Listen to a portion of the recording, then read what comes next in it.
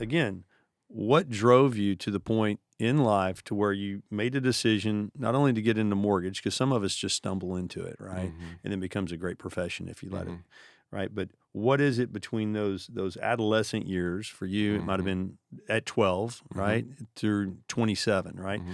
So what happened in those college years during, it took you 7 years to get out, right? So you were Right. 24, 25, but you were probably working during that time too, I would imagine. You had an entrepreneurial Oh yeah, spirit. yeah. I mean, my parents were able to help some, and I have a grandfather that helped some, but it was I mostly paid for it Okay. myself, and I just was always the one who would do a little extra. I think, you know, I knew I needed to figure out a way to pay for college, and I didn't want to get in a bunch of debt, so I wanted to.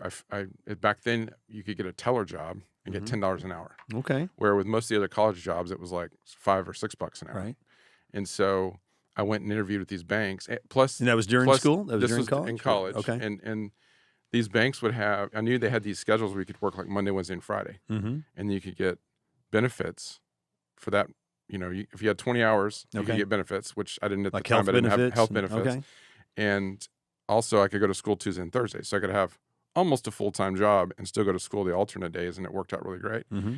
So I went and started interviewing with banks, and I kept getting told that I didn't have enough cash handling experience. And I've been a waiter for years, but they didn't consider that You didn't have enough cash handling experience. cash handling experience. In other words, Okay. they want to make Yeah. sure I could count money. Yeah. You tell me you 'Cause were a back bookie then, on the side in college? It's hard to imagine, but back then, I mean, that's where most transactions happened, was at the Right, counter, yeah. and you were counting money. Uh-huh. You know? So I went and got a job at Pack and Sack in San Marcos, and there's actually a location in Buda. Okay, and that's like Wish a I'd have bought grocery, every an house old that was grocery around chain. Is that what that grocery store? Yeah, it was chain like or what? it was like an old version of a 7-Eleven. Okay. And I got that job because I had to have 1 year of cash handling experience to get the bank job. Okay. And I did that job for a year. And then I applied for the bank and I got the bank job. But It's almost like you should have just I'm gone not trying to to the toot my manager. horn, but how many kids would do that? Right. Step back, Yeah. work at a job that you feel like is beneath you Yeah. because you knew the long-term goal, it was going to help you accomplish your goals long-term. So and so that What'd bank you job, learn there? Like for that year that you were there, how did that help you grow and become a better Well, version of yourself as a banker, as a money handler? Yeah, I mean, I would say that oftentimes when people have asked me what your favorite job is, a few years ago I would have probably said Pack and Sack. Okay. being Yeah. a cashier. But back then, again, it was different. It was in Buda. It was a smaller town. It was a lot more. You know, Didn't now have now family, I feel no like you go kids, buy no a stress, Coke yeah. and you give them your credit card and your earpods are on. You don't even talk to the person. Uh-huh. But back then, it was much more friendly, and you had conversations, and you had these regulars. So Yeah. I actually really loved the feeling of. I actually felt like I was serving these folks. Never had anybody pull a gun on you? But No? I had people drive off the gas. Okay. You know, they do. I forget what they call that. Anybody drive off, with the gas in the gas tank, No, I didn't pull have out that. and then shooting gas everywhere. And But I had people would fill up, not come pay, and take off. And Okay. a couple times, remember I was in college, I literally ran out, jumped in my car, and chased them. okay. Did never catch them, and eventually turned back around. But I had that fire in me. I Okay, guess. yeah. Like, So it wasn't even even my then, money, huh? Yeah.